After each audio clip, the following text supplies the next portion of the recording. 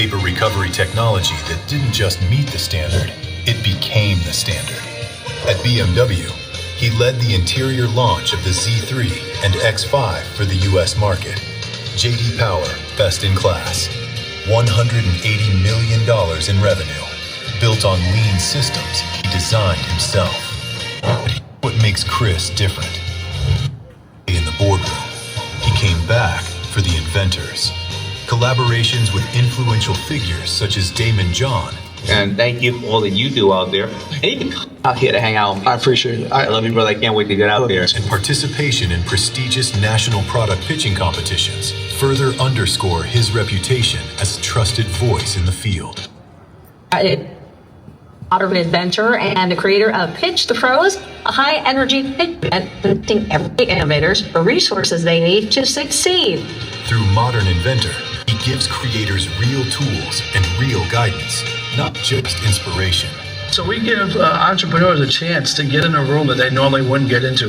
Rooms where Daymond John and all the Shark Tank contestants have won, and all of the influencers in the industry. Yeah. They get a chance to pitch directly to these folks and products looked at and even maybe into some retail stores. From your first rough idea through patent strategy, product design, US-based tooling, all the way to full-scale manufacturing, Chris walks the whole road with you.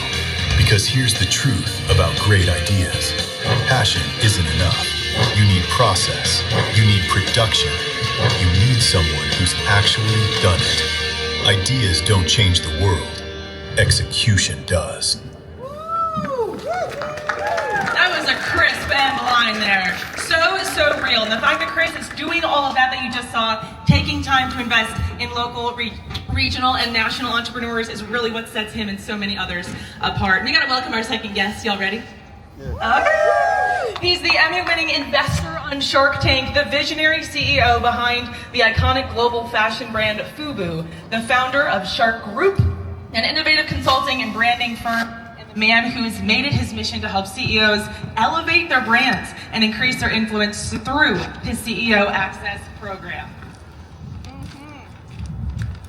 But rather than just hear me talk about him, we are going to show you an amazing video, okay? To really share. So we're moving on. Oh, sorry. Wrong clip. Roll the new one. I've been an entrepreneur since the day I was born. Without further ado, here he is, the People Shark, Daymond John. My career started in fashion. I wanted to be part of hip-hop. I decided I was going to create the uniform for this community. FUBU, you said you started with $40 and it grew to $6 billion. I sold $800 worth of hats in 1 hour, and I realized at that point I was never going to work ever again. I can't design, I'm dyslexic, got left back in 7th grade. All that didn't stop me. America's not about what can be done for us. It's about what can be done by us. When you start hearing the FUBU, Mom, I made it. I was chosen as one of the original sharks on Shark because of my understanding of retail, apparel, and the urban inner city community. We invest in people that we can relate to. They have risked it all, and they just need a little bit of help. I'm going to finance the inventory $200,000 for 17.5%. You have a deal. Money every week. They Shark Tank. You're going to give some advice and everyone's going to get rich. You have to get up before everybody and do. Please welcome back to the show our friend, the amazing Daymond John. Financial literacy is the hot topic that we're talking about. It's always about knowing how money works. Let's play, Daymond. Thank you very much. Hi, I'm Daymond John. From a fashion icon to now a TV icon. In the face! In the face! One of the most well-known businessmen in the world. Daymond John, the entrepreneur, fashion designer, and best-selling author. And boy, his books are good. When wrote your first children's book? #1 book in the country.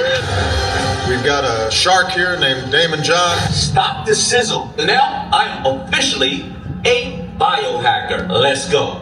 hit the reel. I hear that you like cold plunges. I just do. started doing that. You did? I basically say what Gary says to me. I have a bad morning to have a great day. I faced a little hiccup, age 2 cancer in 2017. I want to share this with people because that's what success is. I have 3 beautiful daughters, and I wanted to be around. I want to live forever. I want to live forever. I want to live to about 120. I want to live forever, but I want to live forever in a healthy manner. To be 120 years. I do. I have a really hard schedule. I love sugar. I love carbs, and I'm managing to do it. And I'm going down this journey. Damn it, that's not discipline. That's passion. And I found that passion back after I found my purpose. First of all, thanks for what you're doing. My quest right now is to change people's lives. At the same time, change people. Back to the community. Ways. The king of branding. He is the leader, a pioneer, A bona fide legend. I love it. American dream stole life. That's what it's about. It's about leaving with a legacy. Thank you. All right, everybody. Put your hands together for the People's Shark, Daymond John. Right. Thank you. It is beautiful out here. Thank you so much. I wish I might. Give it up for how Chris is dressed today. Oh, the highlights. Alrighty, y'all. We're going to be doing an amazing, exclusive, really Q&A with both Daymond and Chris. Chris, did you want to say something to get started really quick? I just want to say how much I love this man. He's been an amazing partner. When I met him on Shark Tank, I've been watching him for 12 years, right? And then to meet him, man never asked for a thing. Always wanted to know how we were doing, how he could help, what door he can open. And he's been great to my family. I mean, unbelievable. I couldn't ask for a better person to mentor me and to be a partner with. And my son will contest to that. This man even wore some of his clothes when he did his product pitches. That's right. That's right. Well, All thank right, you for having us. And I truly appreciate it. I would love to thank everybody here. Pickle Park, right? Yeah. Core Search, Supply Chain. Carl? Right? Trackbelt 360, Motley, Boschner. Yep. And Calibus Labs, those are all the sponsors and everybody that pitched tonight. And then all my dear friends here. So if you want to come on in, we're going to, I think, get right into it. Oh, yeah. I think we call this the Fireside Chat, right, Chris? Yes, Fireside Chat, it is. Okay. Yes, come on in, get real close. Maybe we'll Couldn't get ask some for a better questions. day, right? 77 degrees, beautiful Greenville, South Carolina. Absolutely. All All right, these guys. beautiful people. You ready to get into it or what? I think the people are ready to get into it. Let's do it. All right, Dan, we got to start with you. Aside from the biohacking, the cold plunging, we do need to know where it began. If you were to look back in your career right now, if you could chalk it up to 3 highlights that got you to where you are today, what would you say? I don't think I've ever been asked that before. So the 3 highlights that got me to where I am today is driving down the street, and I live next to JFK. The Concorde was landing, and I asked my mother, how do men and women build such massive machines like that? And check. And she said, every machine, every building, everything you see around here was created with one person that had one idea that had one action. And why can't it be you? And I didn't have an answer for her that day. I think I was about 12 years old. And every single time that I heard somebody tell me, no, it can't be done, I go, well, somebody else did it. Why can't I do it? I think that's the first thing that had happened. I think the second thing that was happened, it didn't feel too good at the time, is that I got left back in 7th grade because I was acting up. My parents were getting divorced. The school teacher said, Daymond just has to pass one last test. We know he's acting up because he wants you to get back together. And I failed miserably on that test. I think I got a 30. You get a 40 for putting your name right. And then they said to my mother, you know what, we're gonna pass him. Don't worry about it. And my mother said, no, you're not. And my mother made them leave me back. And that was the most embarrassing thing in my life. But you know what I realized later on in life? It's up to you. Nobody else. Mommy can't save you, daddy can't save you, the government can't save you, nobody can save you. And I think the last thing was in 2017, I went in for a 1-hour surgery to remove a little nodule on my thyroid, and it became a 5.5-hour removal of stage 2 cancer that I didn't know was in my body. And I think that I realized that the importance of health.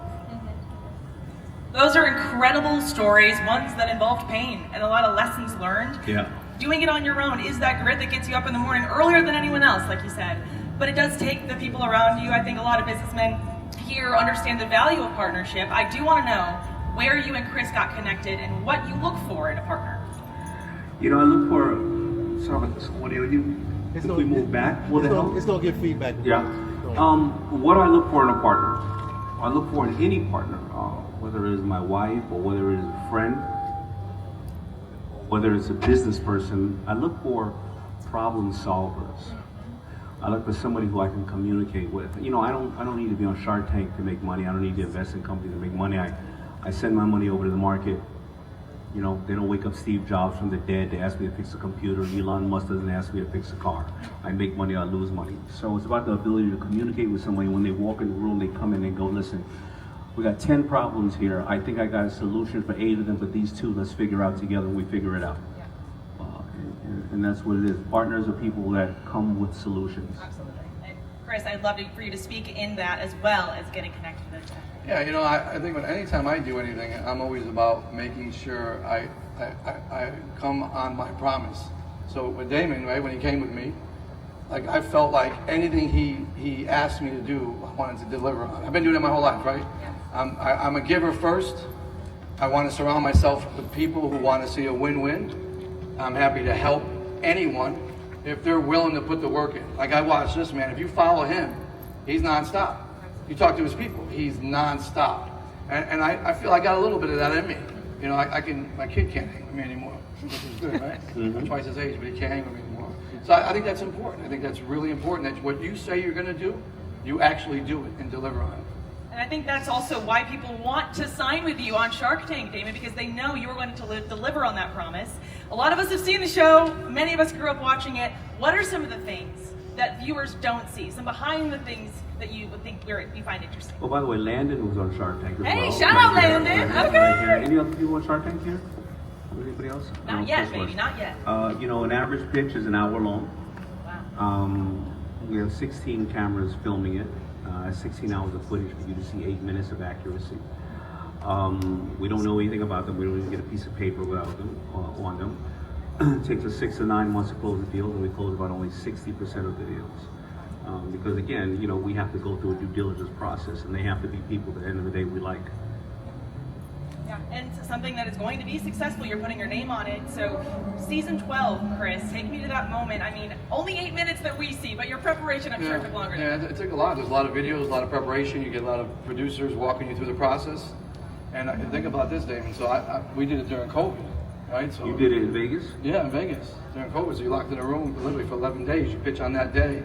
And the first person I see is Mr. Wonderful. Think about that. God bless you. No, but it is surreal because I've been watching it for 12 years. And now last minute, there's like they're pressing your suit. They're making sure that, you know, anything you're wearing is ready to go. And then they count you down. And that's it. I remember one of the camera guys, producer guys said, I'm going to count you down. If you don't go through that door, I'm going to push you through it. You know, then you're walking down. And then you got the 30 seconds, right, where it's the shark stare. No one's talking. Cameras are all lined up. And then you go. And the last thing you want to do is freeze, stumble, make a mistake, because it's forever. I mean, you know that. When people make a mistake, they have a hard time finding a way back. They get nervous. Then you got millions of people watching it. And now, I think we've aired more than 37 times that I know of. So it's over. I have to ask, what is the point of the shark stare? Because, you know, people don't want to be nervous, but I feel like they would be nervous with a shark stare. Well, you know, because like cameras and like, you know, this person is taller than this person, lighter, shorter, so they have to set the camera. And we can't speak to them when they stand there. Now, you know, we're all visual. Body language is how you judge people. And I noticed that I've almost made the decision when they're setting the camera. Because you can tell the ringers who are coming in, they're all polished, you know, they're not looking you in the eye. They've done this a million times.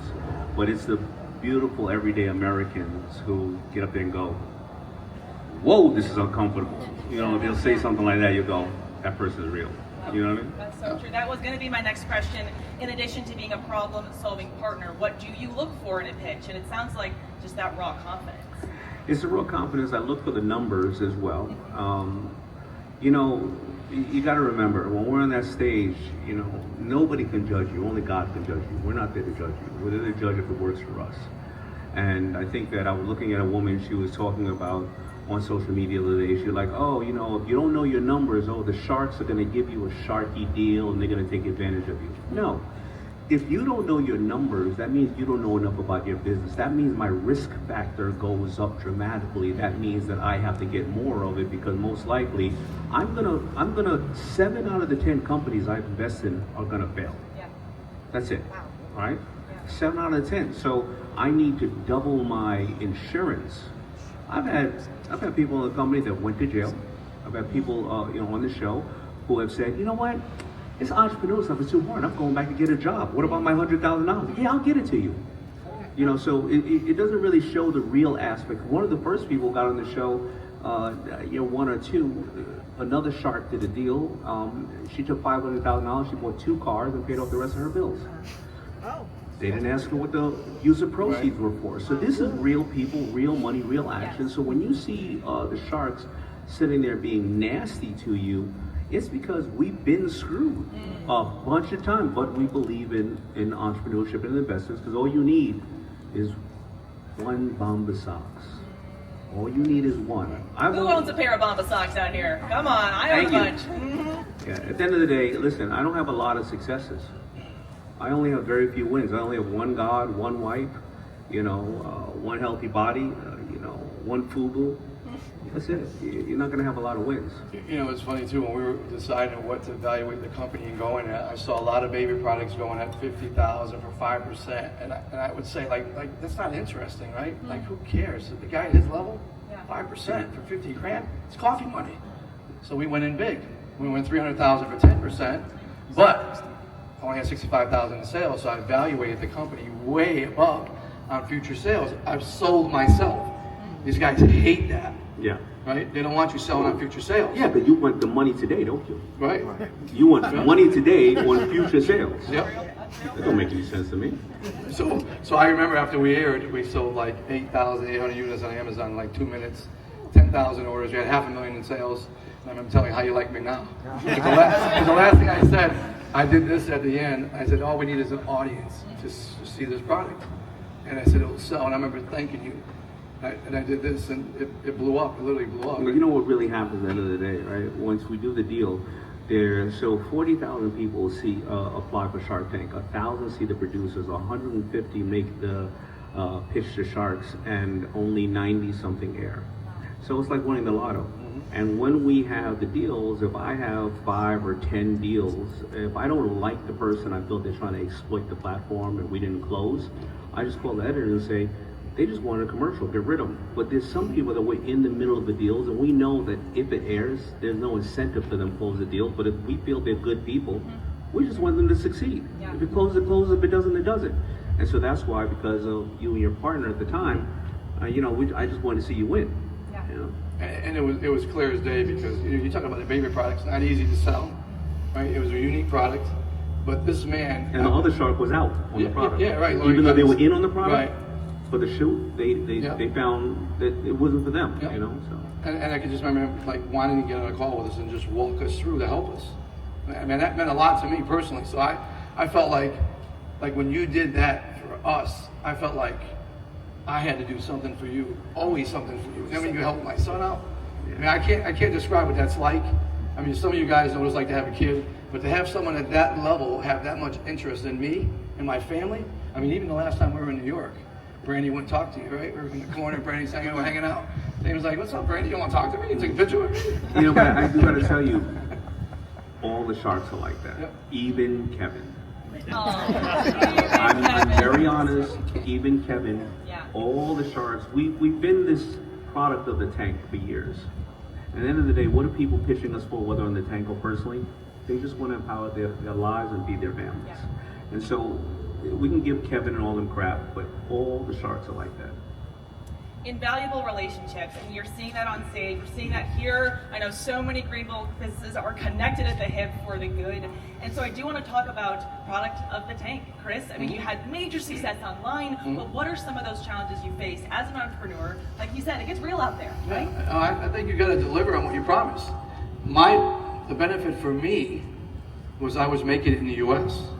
So all those sales we got, I turned them. Every order was shipped within 7 days. I remember Judy from Squatty Potty. She was telling me it was a nightmare. It was the worst thing for her because she ran an inventory. Yeah. She didn't have another shipment coming in for weeks. We delivered. We had everyone pull in to make sure we shipped everything, and that's the challenge. When you get in front of a large audience like that, you have to be prepared because if you don't deliver, that's it. You're going to lose a customer. You're going to lose credibility, and then I'm going to lose more credibility if I make Daymond look bad on what we're doing. So we delivered on everything, and we just kept building on, and that's the challenge. Is making sure you're not a talker. You're actually doing the work and delivering. And balancing risk. How far do you stick your neck out? How reserved do you be? How do you balance that? I had a ton of money tied up in that. Okay. I mean, Brandy told me I was crazy. Literally, when I first took it, she said, "What are you doing? It's a baby product." I said, "Well, I know Judy from Squatty Potty. Reminds me of that." And I had a vision, right? David, do you evaluate risk differently now than when you first started in your entrepreneurial journey? No, I take affordable steps. Money often highlights your weaknesses. Throwing money at something is not going to increase the profit. It's not going to increase it. If you have a poor advertising campaign, well, buying billboards and buying more pay-per-click and the conversion is no good, buying a Super Bowl commercial is not going to increase the conversion of it. If you have a poor product and someone like Chris doesn't make it well enough and/or you can't get it in time, but you want to buy 1,000 units so you can get it at $8 instead of buying 100 units at $15, well, now you've got 1,000 units coming back to your warehouse that don't work. They're inferior because you thought you saved the process. There is, as our parents always told us, there's no shortcut. So I still evaluate things that are very much of a startup mentality. The biggest CEOs in the world, even Jeff Bezos, they still work at a startup mentality. Apple has had thousands of new products. You only see a couple of them because they act, they learn, and then they repeat. They fail fast and fail quick and fail small. I think it is definitely who you surround yourself with, and that might be a tough conversation some business owners are having right now with their people.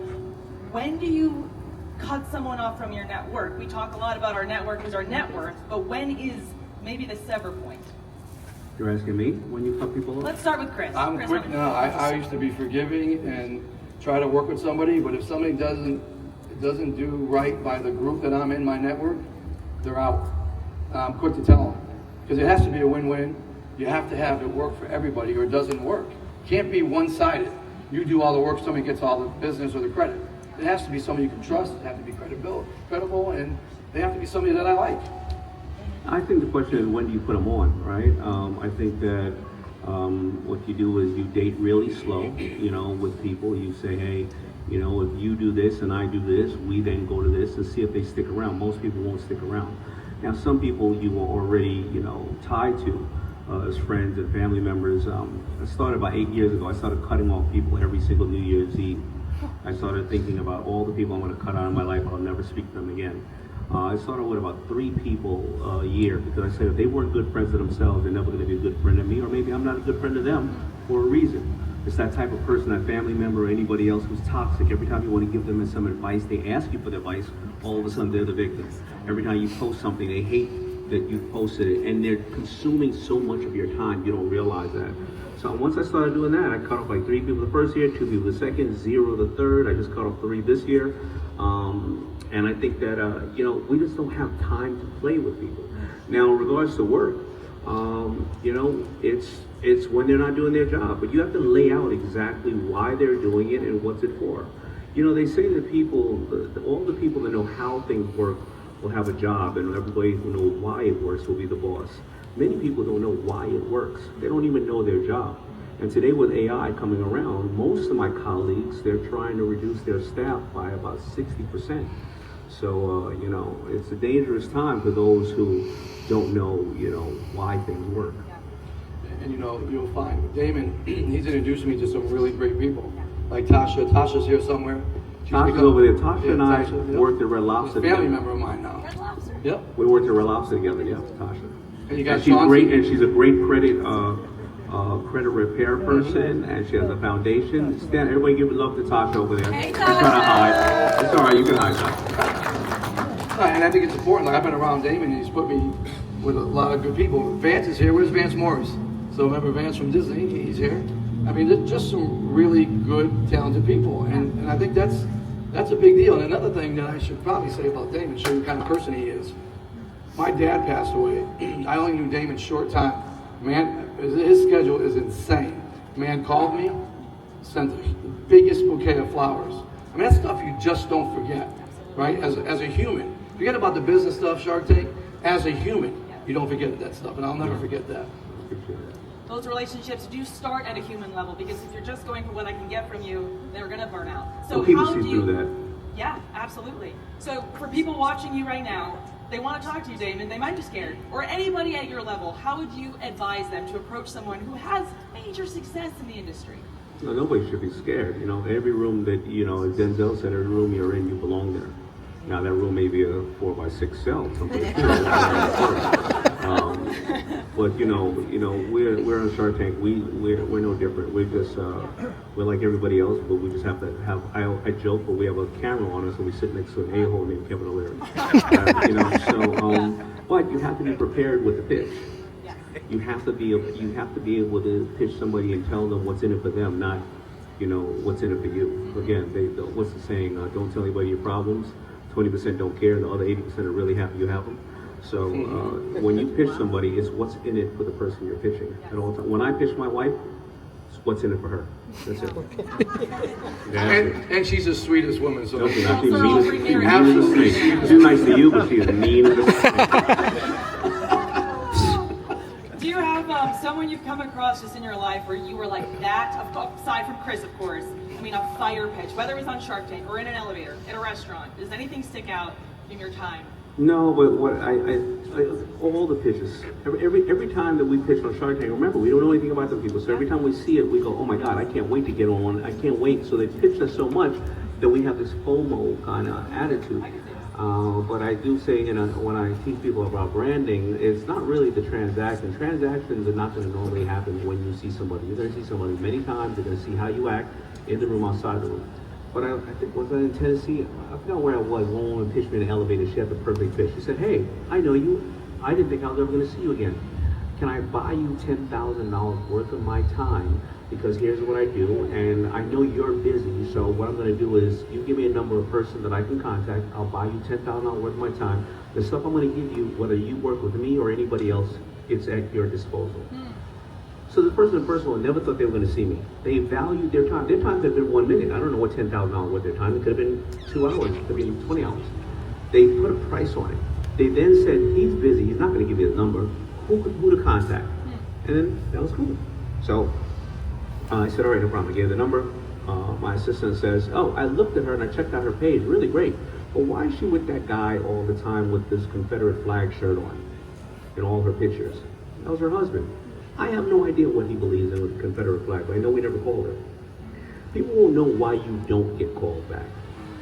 People have no idea. And now we use technology where we scrape people's social, and make sure you understand this for your children. We scrape their social for the last 10 years, and we put trigger words in there, whether it's negative words, positive words, whether it's charity, guns, violence, racism, and we know immediately, it spits out all the times you've said something in that world.